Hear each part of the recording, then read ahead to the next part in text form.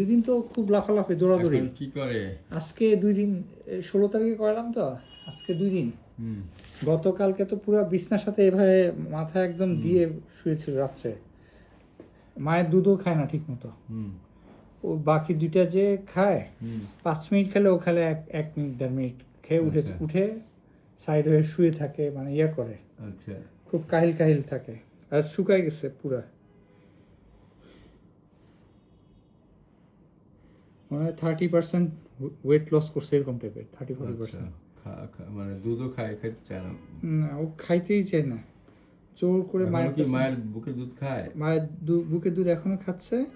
সাথে হচ্ছে কি আপনার যে যে ফিশ ফাস্ট দিচ্ছে না, ফিশ ফাস্টটা ধরতেছেই না।